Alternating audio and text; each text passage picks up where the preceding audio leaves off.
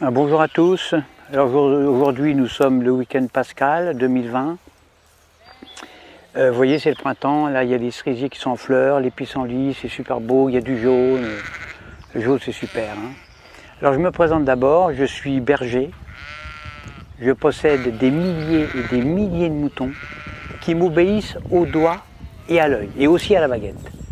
Mon rôle de bon pasteur est de les protéger avec amour. Donc je les nourris bien, j'en prends soin. Un mouton, parce que je sais qu'un mouton bien élevé, élevé avec amour, eh bien c'est l'assurance d'obtenir une laine soyeuse, de qualité, et une viande fondante d'un goût incomparable. Ça c'est certain, moi j'aime mes moutons. Alors pourquoi mes moutons sont heureux, mais vraiment heureux quand je les tonds? Pourquoi est-ce qu'ils ne réagissent pas? Pourquoi est-ce qu'ils ne réagissent pas quand je les vaccine, quand je les sacrifie sur l'autel de la gastronomie?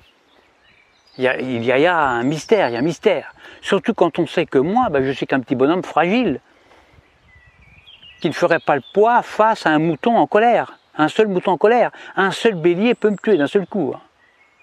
Eh bien le secret, le voici. Pour qu'un troupeau de milliers de moutons soit docile, soumis, obéissant, eh bien il suffit de jouer soit sur la peur, soit sur leurs besoins de sécurité. Exemple, quand j'ai besoin de les tondre, ou de les vacciner, ou de les confiner, ou même de les mener à l'abattoir, eh bien je leur crie « Attention, voilà un loup ! Il y a un gros loup !» Donc là, je joue sur la peur. « Courez vite dans la bergerie, allez vite, vite, vite, réfugiez-vous là-bas. » Besoin de sécurité. Et là, dans une psychose collective, où ils se piétinent les uns les autres, ils se carapatent tous dans la bergerie, sans même réfléchir, parce qu'ils sont heureux de se retrouver en sécurité, confinés dans la bergerie, loin des dents du loup. La peur court-circuite la réflexion. Elle fait exploser leurs neurones. Alors déjà, qu'un mouton, il n'y en a pas beaucoup. Alors pendant que leur attention est dirigée vers le loup, eh bien moi, tranquillement, je les tonds, je les vaccine, je leur tatoue le gigot, je puce les rebelles, je castre les chefs, bien sûr, en leur injectant des médicaments, etc., etc. Et quand j'ai fini mon travail, eh bien, je les relâche tout doucement par petits groupes. Alors c'est vrai qu'ils se sont fait tondre, ça ils s'en rendent compte, ils le voient, mais ils sont heureux d'avoir échappé au gros loup.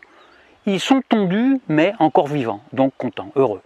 Je les fais alors bêler tous en chœur à la tombée de la nuit et je leur demande de m'applaudir à 20 h au moment du journal télévisé qui leur raconte qu'ils ont échappé vraiment à un grand danger. Alors bien sûr, sur le nombre, il y a toujours quelques rebelles, des moutons noirs, qui sont des moutons plus intelligents que les autres, qui comprennent, ils ont pigé mon stratagème.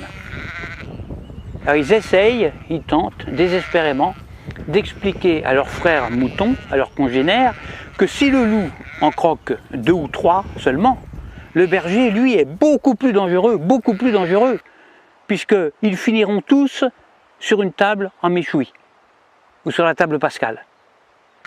Alors il faut les gérer, ces moutons noirs, qui ne veulent pas rentrer dans la bergerie, parce que ce sont des rebelles, ce sont des esprits libres. Alors à ceux-là, soit je leur montre mon bâton, soit je les fais mordre par mon chien. Or le mieux c'est d'égorger un seul mouton noir devant les autres. Alors ça c'est super efficace ça. Pour un seul de sacrifié, j'en terrorise des milliers qui deviennent mais alors doux comme des agneaux. J'en tue un et j'en soumets des milliers. C'est comme ça qu'on étouffe la moindre velléité de révolte. Alors il y a de nombreux hommes politiques qui viennent me demander de les coacher. Alors que moi je ne suis qu'un simple berger, je suis qu'un pauvre berger. Mais s'ils me le demandent, c'est justement parce qu'on peut utiliser ces méthodes, les méthodes de berger, chez des humains. En effet, la différence entre le comportement des moutons et celui des humains, eh bien c'est que justement il n'y a aucune différence. C'est ça le secret. Le secret est là, il n'est pas ailleurs. Donc, quand on veut faire passer une loi impopulaire, qui ne fait pas plaisir, eh bien on le fait pendant que la population a peur. Par exemple, on parle de crise climatique, de crise de la dette, de crise financière, de tempête, de canicule, de terrorisme, de crise sanitaire, etc., etc. À cause du coronavirus, là on joue avec la peur, eh bien on a réussi à confiner non pas des milliers de moutons, mais des milliards d'humains sur toute la planète, sur toute la Terre. Des humains, confinés comme des animaux. Des humains déshumanisés. Et le pire, le plus révoltant, le plus dramatique, c'est que les chefs rebelles ferment leur gueule. Les grands chefs, ils acceptent aussi leur confinement. Alors la seule solution pour s'évader de ce piège machiavélique serait un réveil collectif. Alors moi personnellement, je ne perds plus mon temps à essayer d'éclairer les blaireaux. Ça ne sert à rien, ça ne sert strictement à rien.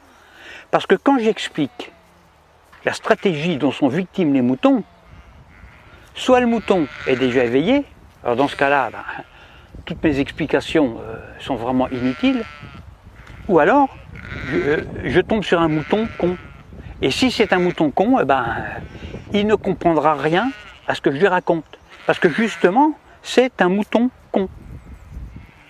Alors il faut faire attention parce que le mouton con, lui, il n'est pas fautif. Il est con, c'est tout, c'est pas sa faute. Alors à bientôt pour une prochaine vidéo.